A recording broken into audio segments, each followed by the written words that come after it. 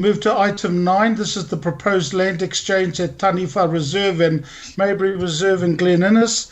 Maya, is there an update in regards to the gentleman, Mr. Patrick O'Meara, coming through? Yes, Chair, there is an update. I've just got an email from him 2 minutes ago. They had wished to speak in this matter, but due to circumstances beyond their control, they're unable to do this. He does not have a personal computer, so he's not able to attend via Skype. He has asked if this be deferred from the agenda and put down for a time when the public are able to speak. Okay, Maya, look, I'm personally okay, but it's just around now the delay that it may cause.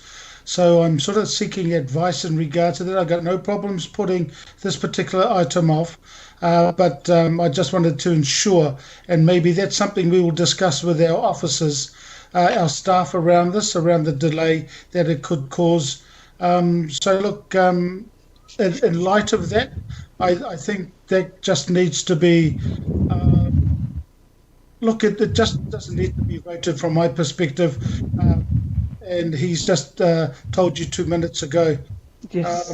So, Maya, I think that's the direction I'm heading in. You got any thoughts with that? I think we can carry on with this item. He has had the opportunity to let me know prior to this meeting taking place. I think we should probably go to the staff as well, just to check on how this would affect the exchange if we were to defer the item.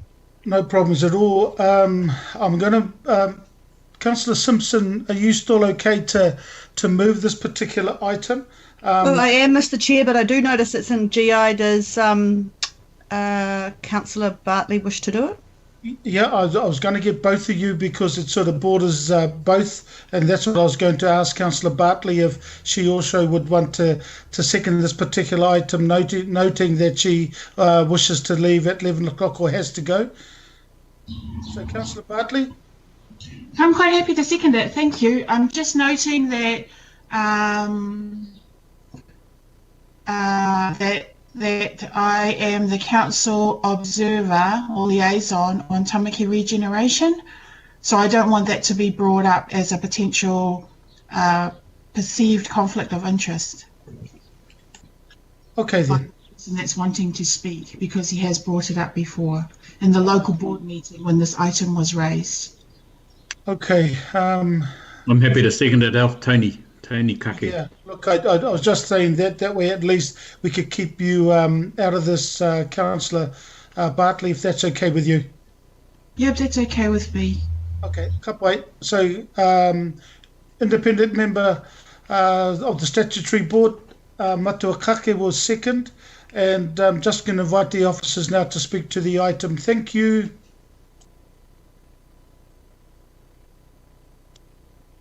Thank you, Mr. Chair. Alan Christensen here, the Manager of Land Advisory Services. Yeah, it was a little bit of a surprise to see that email 3 minutes before the meeting started. However, in addressing Mr. O'Meara's concerns, the 4 pieces of information he provided us, 3 of which have no relevance to this item. One is tangentially relevant, and that is the what he calls the rationale behind some areas losing reserve land and some areas gaining reserve land. So really what he's trying to address or relitigate is the open space plan for Tamaki, which has been approved.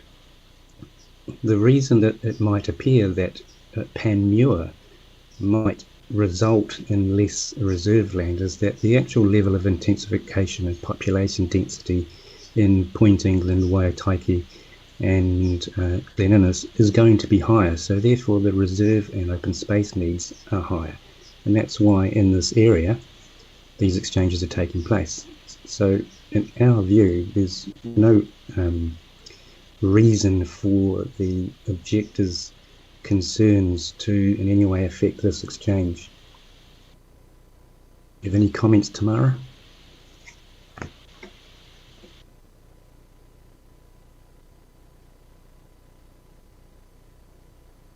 I don't think Tamara's with us, unfortunately.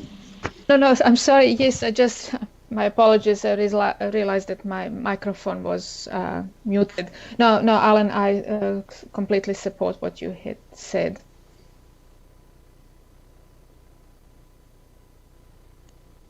So, Ellen, my first part, and I think it'll be the only one at this stage before I open it up, is from a legal perspective.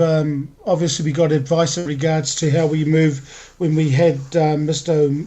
O'Meara wanting to be heard. Do you know then what happens in regards to the hearings process now that he's offered, albeit 2 minutes before the meeting, that he still wishes to be heard? I've tried ringing Meredith to get some legal advice in regards to this particular issue.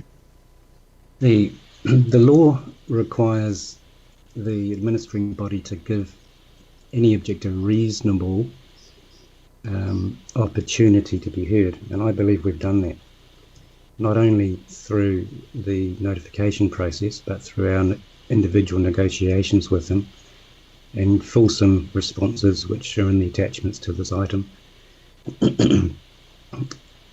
And also the opportunity to attend today.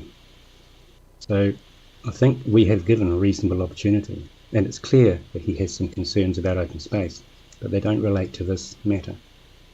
So under the Reserves Act, this exchange could occur, and every other exchange also has to go through the same process, even though they are approved in the Tamaki Regeneration Project. So he will have the opportunity to make his concerns known for any of the future exchanges as well. In this case, I think we should proceed.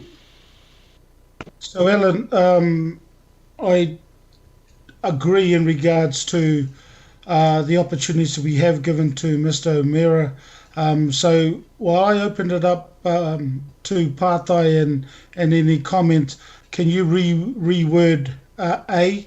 Because I think it's important that we need to at least put in the recommendations that you received the email about 2-3 minutes before the meeting, and Mr. O'Meara wanted to still continue with it. So can you have a look at that with Tamara? And I'm going to open it up for any Pātai first. Seems to be none. Any comment, whakaaro?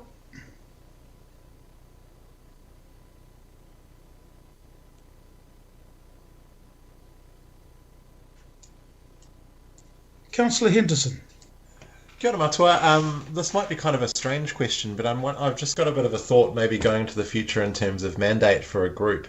So under A here it says sort of Mr. Patrick O'Meara from the Panmure Historical Society. I'm wondering whether we sort of name people, if they have a mandate from their group, then their submission reflects their entire group.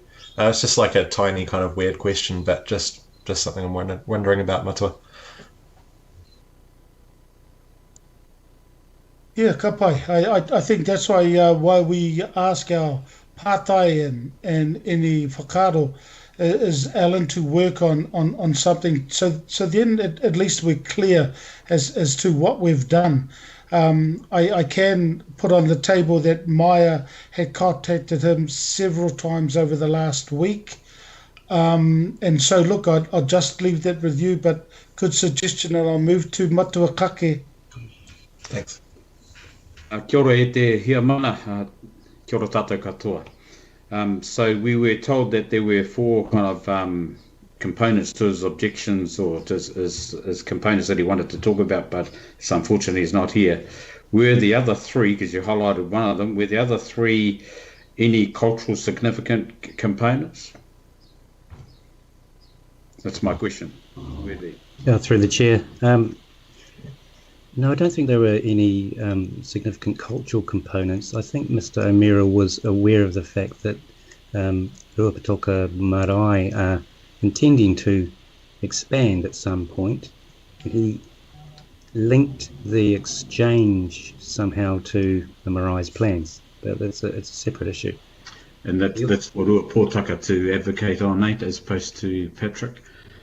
Yeah, and he also suggested that, he was asking questions about the cost of the Marae expansion and the local board's proposed community facility in the local board plan.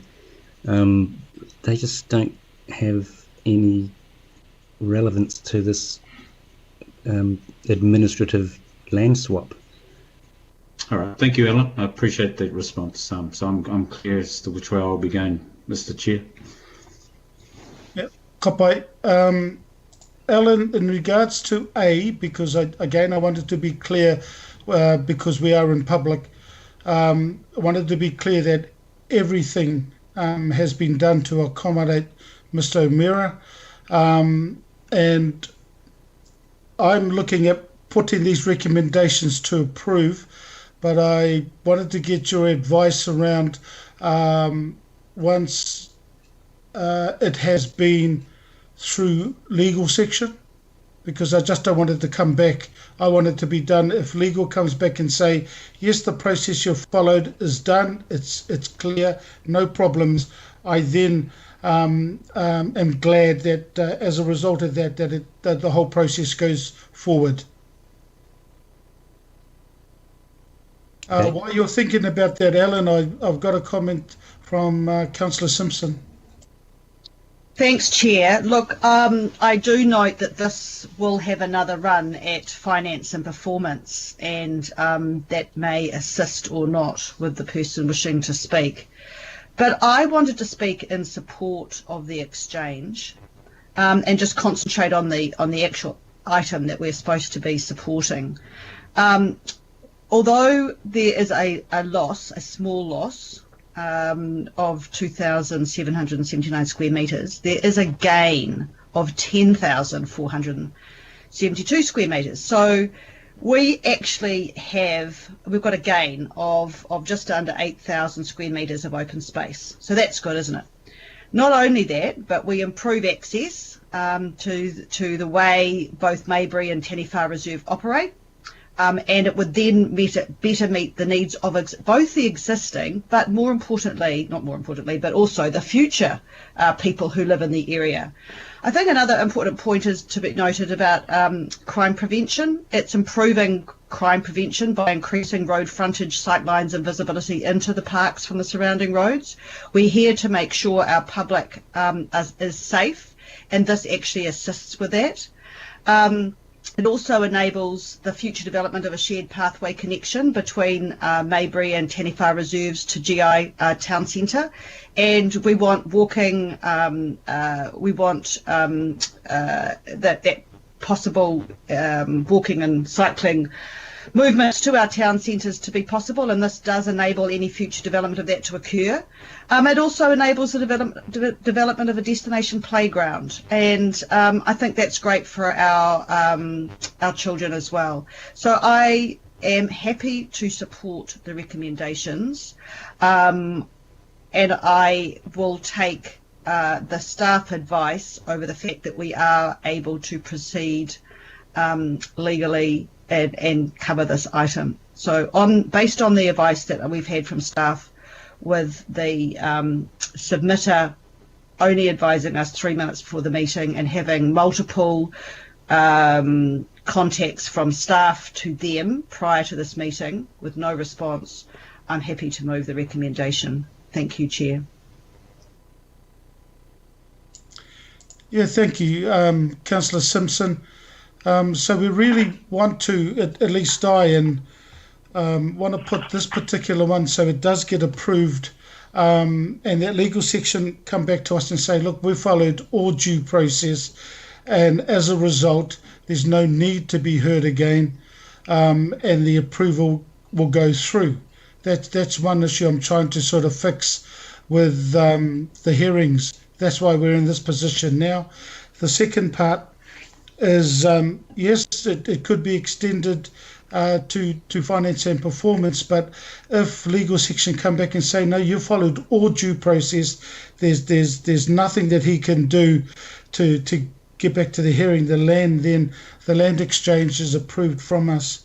So yeah, look, I'm just waiting to see what Alan. I've spoken to Maya while you were commenting, Councillor Simpson, to see if we just put the recommendation up there that once we hear back from legal and we have followed the process, the approval of the land exchange goes through. If it's not, I think we can come back to finance and performance, if that's okay with you and the Deputy Chair. All good. So Alan is just trying to get this so we can put this to bed and move on with the agendas for today. So Alan, it's just trying to get A moved or a recommendation included that our legal counsel, if they are, if report comes back that they are, that we have followed due process, is that the approval can go through. So I don't know whether you can have anything there, Alan. Would you like a suggestion to reword A? Any suggestion? It's just that I want to make sure that our legal section know the lengths we've gone to allow Mr. O'Meara to appear over the last week and a half, and that we've followed due process in regards to the legality of that, and that we can, once they come back with information saying, yes, you have followed due process, the land exchange is approved, there's no need to bring it back to any other committee of the whole. That's where I want to end up.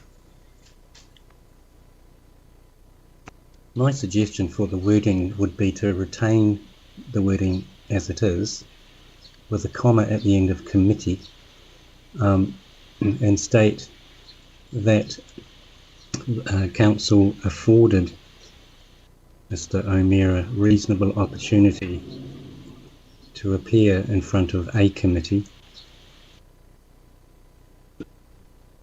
and that the committee considered his concerns and considered that they were not sufficient to withdraw the item or withhold the exchange. Okay, I'm happy with that, because you gave us a brief in regards to what he said, but legal, like I said, I tried ringing Meredith while you were speaking. I still want the legal section to come back and ensure that we have followed due process and this can be done. So look, I'm okay with the opportunity to speak to the committee and the committee considers his concerns. Yep, kapai. Look, that's up to the now Councillor Simpson and Matua Kake. If you're okay with that, I obviously will have a conversation with our legal counsel Meredith, and then at least we can put this to bed and move on with the agenda, but his concerns have been heard.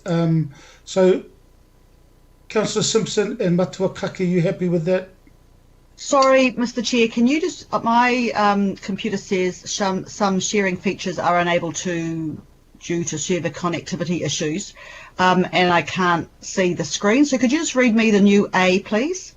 Okay, it's got acknowledge that Mr. Patrick O'Meara from Pamu Historical Society Incorporated submitted an objection and wishes to be heard in front of this committee, comma, Auckland Council afforded, or even full stop, Auckland Council afforded Mr. O'Meara the opportunity to speak to the committee and the committee considered his concerns. The committee to speak, I just want to put in the fact that he in his absence, that he didn't show up. Committee considered his concerns in his absence, and there is no full stop in a resolution, so it needs to be a comma. Okay, cool, comma then. Thank you. That was a good English lesson for me. Sorry, Chair. Thank you for that. So are you happy with that addition you've just put in there? Councillor Simpson is the mover. I am, Mr. Chairman, thank you. Matua Kake is second. Are you okay? Kia ora, taitoko. Okay, kapai, I'm going to, there's no further comments and there's none. I'm going to put the recommendation. All those in favour? Aye. Aye. Aye. Against? Carried. And also there was a notation there that Councillor Bartley and the perceived conflict of interest, or the conflict of interest, was a note there. So to Tamara and to you, Alan, thank you so much. So we'll move on to item 10,